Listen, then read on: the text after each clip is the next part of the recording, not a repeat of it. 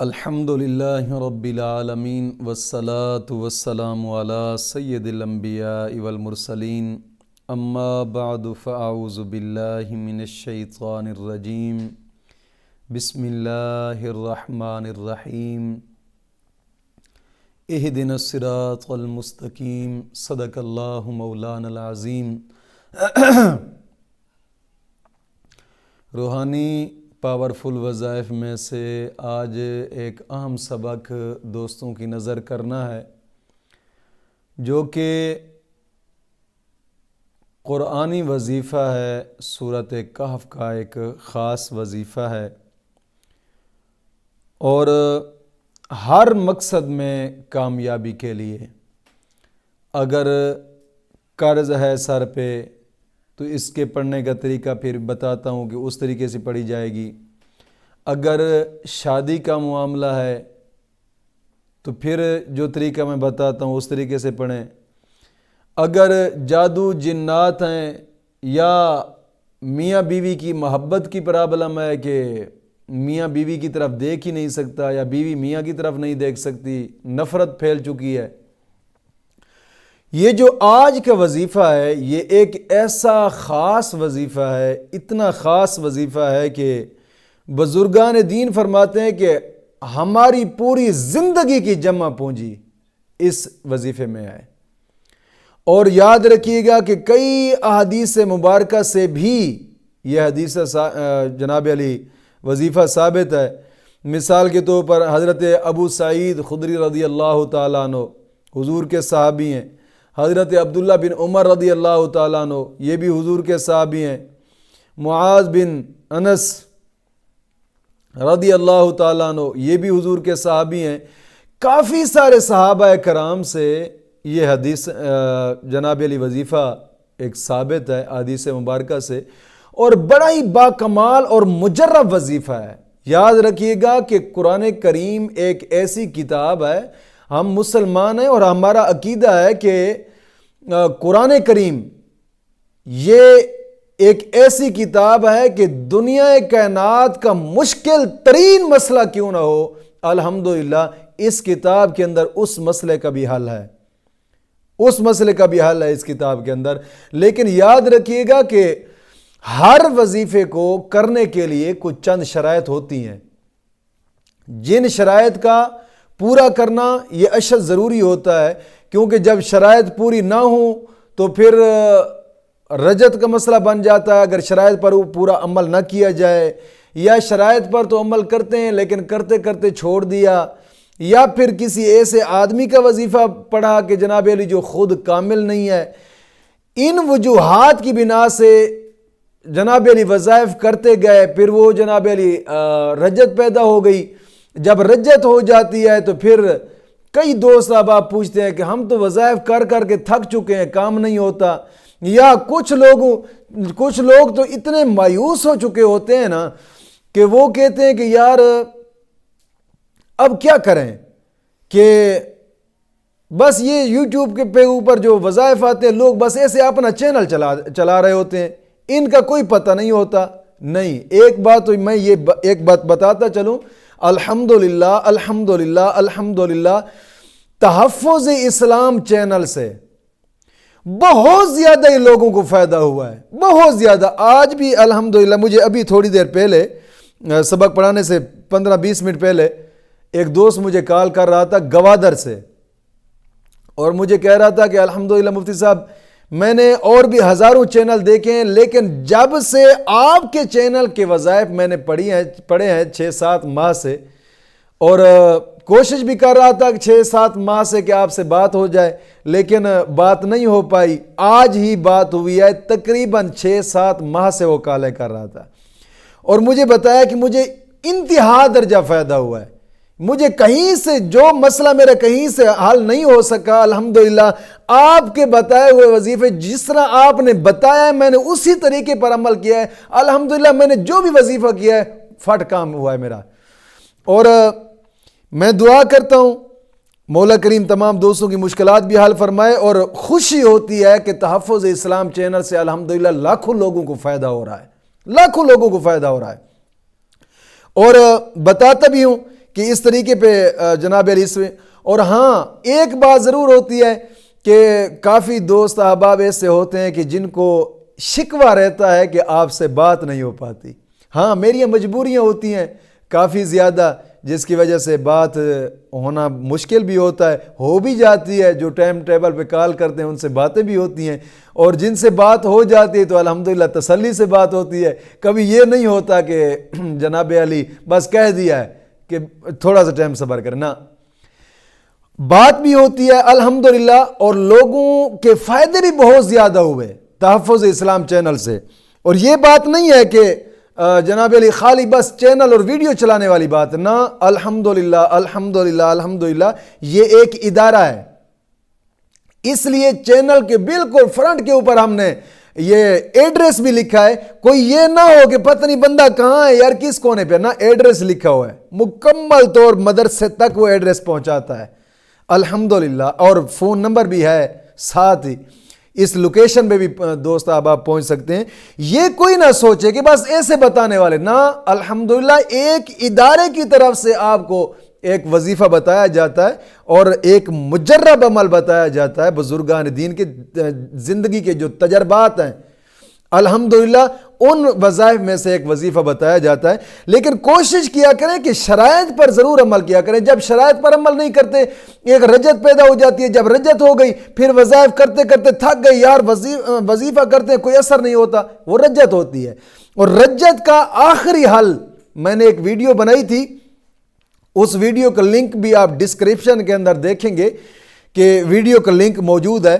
اگر آپ کو یہ مسئلے درپیش آتے ہیں، آپ وظائف کر کر کے تھک جاتے ہیں، تو ظاہراً یہ رجت کا مسئلہ ہے. آپ اس ویڈیو پہ جائیں اور ویڈیو کے جناب علی مکمل سنیں، اس کی جو شرائط ہیں وہ شرائط پر عمل کر کے اس وظیفے کو 11 دن کریں. انشاءاللہ میں گارنٹی سے کہتا ہوں بالکل رجت ختم ہو جائے گی. اس کے بعد جو بھی آپ وظیفہ کریں گے انشاءاللہ منٹوں میں کام کرے گا انشاءاللہ العزیز. تو آج کے اس وظیفے کی طرف جو شرائط ہے اس کی، سب سے پہلی شرط جو ہے وہ ہے نماز کی پابندی. لازمی نماز کی پابندی ہر حال. دوستو نماز ایک ایسا فرض ہے نا کہ جو انسان پر ہر حال میں ضروری ہے. آقا کریم صلی اللہ تعالی وسلم نے اسی لیے تو بتاتے ہوئے ضروری چیز تھی، اس لیے حضور نے فرمایا کہ کافر اور مومن کے درمیان فرق نماز ہے. اب خود سوچ لیجئے گا کتنا بڑا فرض ہوگا، اور اہم اور سب سے پہلا فرض، اس کو رکن عظیم کہا جاتا ہے شریعت کی لغت میں، نماز. آقا کریم صلی اللہ علیہ وسلم نے فرمایا کہ الصلاۃ معراج المومنین، نماز مومن کی معراج ہے. اور نماز حضور نے فرمایا کہ میری آنکھوں کی ٹھنڈک ہے. دوستو کوشش کریں کہ نماز کی پابندی لازمی کریں. نماز وہ چیز ہے کہ جس کے اندر انسان اپنے رب سے ملاقات کرتا ہے، اپنے رب سے باتیں کرتا ہے. نماز کے اندر یار نماز مومن کی معراج کس لیے کہا گیا؟ اس لیے تو کہا گیا کہ اپنے رب کے قریب ہو کر اپنے رب سے باتیں کر رہا ہوتا ہے. کوشش فرمائیں نماز کی پابندی لازمی کریں، اور ہر نماز کے بعد 11 مرتبہ کلمہ طیبہ بھی پڑھا کریں، تاکہ یہ ایمان کی تجدید بھی ہوتی ہے، کیونکہ فتنوں کا دور ہے، ایمان کی تجدید بھی ہوتی ہے، اور مرتے وقت انسان کو کلمہ طیبہ بھی نصیب ہوگا. کلمہ کے ساتھ محبت ہونی چاہیے. اور نماز کے بعد 11 مرتبہ کلمہ طیبہ اور 11 مرتبہ درود پاک بھی ضروری ہے. آقا کریم صلی اللہ علیہ وسلم نے فرمایا کہ جو درود پڑھنا مجھ پر بھول گیا وہ جنت کا راستہ بھول جائے گا. کوشش کریں نماز کی پابندی کے ساتھ ساتھ ہر نماز کے بعد 11 مرتبہ کلمہ طیبہ اور 11 مرتبہ درود پاک، یہ اشد ضروری ہے.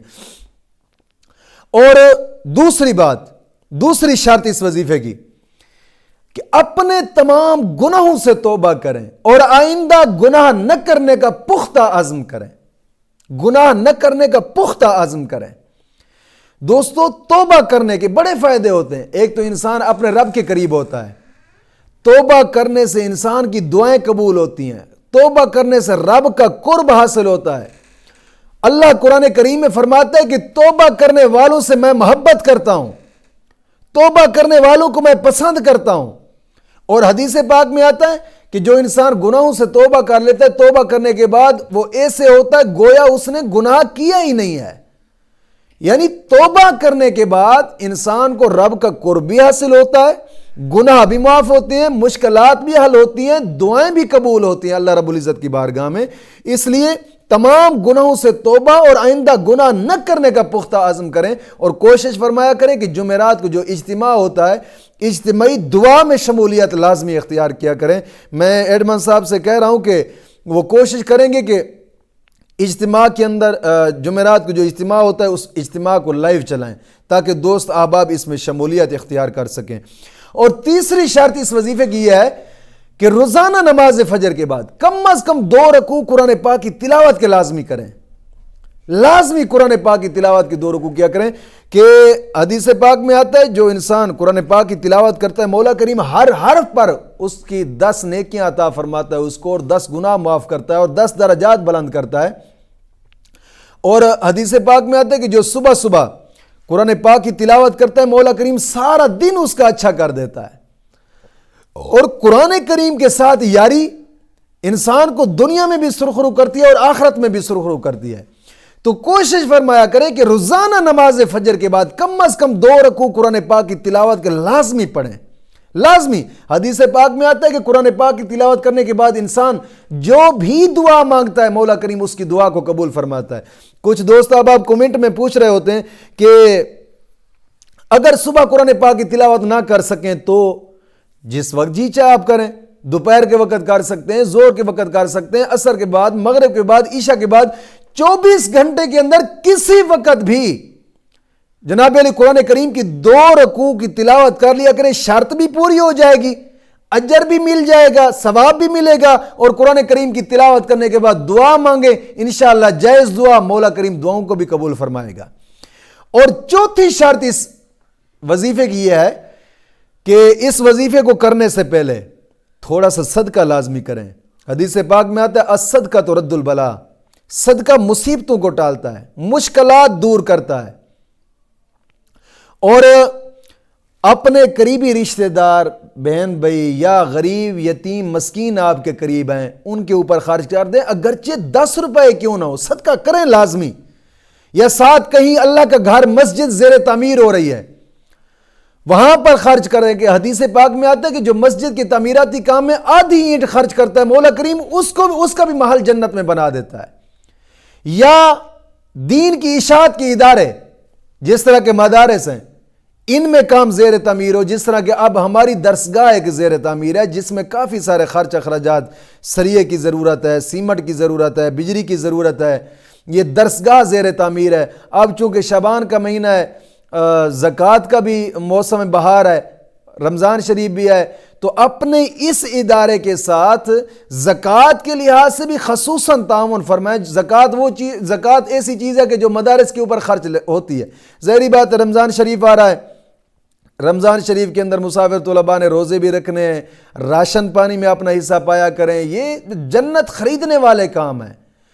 اور اس تعمیراتی کام میں بھی خرچ کریں کہ یہ درسگاہ ایک ایسی چیز ہے کہ جہاں مسافر طلباء صبح نماز تہجد پڑھ کر قرآن پاک کی تعلیم شروع کرتے ہیں اور رات کے 10 بجے جا چھٹی ہوتی ہے، مفت کا ثواب نامہ اعمال میں لکھا جائے گا۔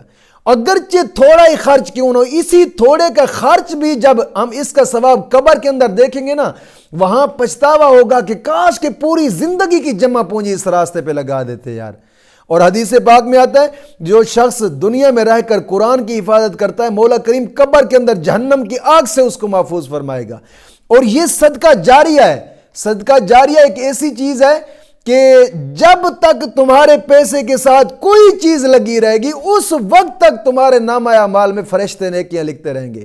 دوستو کوشش فرمائیں اس مقدس کام کے اندر اپنا حصہ لازمی ڈالیں۔ اور حدیث پاک میں آتا ہے جو پاک زبانوں سے دعا کرتے مولا کریم پاک زبانوں کی دعا کو قبول فرماتا ہے۔ روزانہ نماز عصر کے بعد درود تنجینہ کی جو محفل ہوتی ہے اپنے معاونین کے لیے دعا خاص کی جاتی ہے، تو اپنا شمار مسافر طلباء کی دعاؤں میں کرایا کریں۔ کوشش فرمائے کہ اس مقدس کام کے اندر اپنا حصہ ڈال کے اپنی آخرت کو سنواریں۔ سکرین پر آپ دیکھ رہے ہوں گے allied bank account, jazz cash account, easy پیسہ اکاؤنٹ آپ کو نظر آ رہا ہوگا۔ کوشش فرمائے کہ زکوٰۃ کے لحاظ سے، عشر کے لحاظ سے، صدقہ خیرات کے لحاظ سے اپنے اس ادارے کے ساتھ تعاون فرمائیں. آپ دوستوں کے ہی تعاون سے ہی تو یہ ادارے کا تعمیراتی کام بھی چل رہا ہے اور تعلیمی نظام بھی چل رہا ہے. اپنی آخرت سنوارنے کے لیے اس مقدس کام کے اندر اپنا لازمی حصہ ڈالیں. انشاءاللہ العزیز مولا کریم اسی کام کے صدقے مشکلات دور فرمائے گا. تو چلتے ہیں آج کی اس وظیفے کی طرف. تو جو شرائط میں نے بتائی ہیں, آپ ان شرائط کے ساتھ آپ اس وظیفے کو کریں. میں گارنٹی سے کہتا ہوں انشاءاللہ العزیز آپ صبح کریں گے, سورج غروب ہونے سے پہلے آپ کے دل کی مراد پوری ہوگی. آپ رشتے کے لیے کرنا چاہتے ہیں یا قریبی کوئی رشتہ دار روٹھ چکا ہے یا جائز محبت ہے, اس میں ناراضگیاں آ جاتی ہیں, جس طرح میاں بیوی کی محبت, بہن بھائیوں کی محبت, یا شادی کرنا چاہتے ہیں, یہ ناراضگیاں آ جاتی ہیں. اگر محبت کے لیے بھی آپ اس کو استعمال کرنا چاہیں تو اس کا طریقہ کار جو پڑھنے کا ہے, یہ سورۃ کہف کا وظیفہ ہے اور بڑا ہی مجرب اور طاقتور وظیفہ ہے. اگر آپ اس کو یعنی شادی کے لیے کرنا چاہتے ہیں یا محبت کے لیے کرنا چاہتے ہیں, ہاں جائز محبت کے لیے استعمال کریں, ناجائز کے لیے بالکل ہماری طرف سے اجازت نہیں ہے. اگر ناجائز کے لیے آپ کریں گے جو نقصان ہوگا اس کے خود ذمہ دار ہوں گے. جائز کے لیے آپ اس کو کریں مکمل ان شرائط پر عمل کر کے. جب سورج نکلے, سورج نکلنے کے 20 منٹ بعد نماز چاشت اور اشراق کا وقت شروع ہو جاتا ہے. نماز چاشت پڑھ لیں یا اشراق پڑھ لیں, چاشت کی 2 رکعتیں پڑھ لیں یا اشراق کی 2 رکعتیں پڑھ لیں. جو بھی نماز ہو, چاشت ہو یا اشراق, ان دونوں نمازوں کے بعد اس کو کرنا ہے. نماز 2 رکعت پڑھیں چاشت کی یا 4 رکعت پڑھیں, ویسے آپ کی مرضی ہے. پڑھ کر اسی مصلی رسول پہ بیٹھے رہنا ہے اور 41 مرتبہ درود ابراہیمی پڑھنا ہے. 41 مرتبہ درود ابراہیمی پڑھ کر صرف اور صرف 3 مرتبہ ہی سورۃ کہف پڑھنی ہے. بہت لمبا چوڑا وظیفہ نہیں ہے, صرف 3 مرتبہ سورۃ کہف پڑھنی ہے. روزانہ سورج نکلنے کے بعد چاشت کی یا اشراق کی نماز پڑھ کر صرف 3 مرتبہ سورۃ کہف پڑھیں اور پڑھ کر اللہ کی بارگاہ میں دعا کریں. اور نماز عشاء پڑھ کر صرف 1 مرتبہ سورۃ کہف پڑھیں. یہ کریں.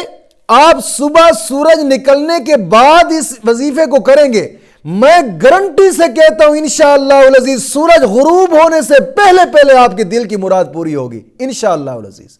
مولا کریم دین متین کی سمجھ عطا فرمائے.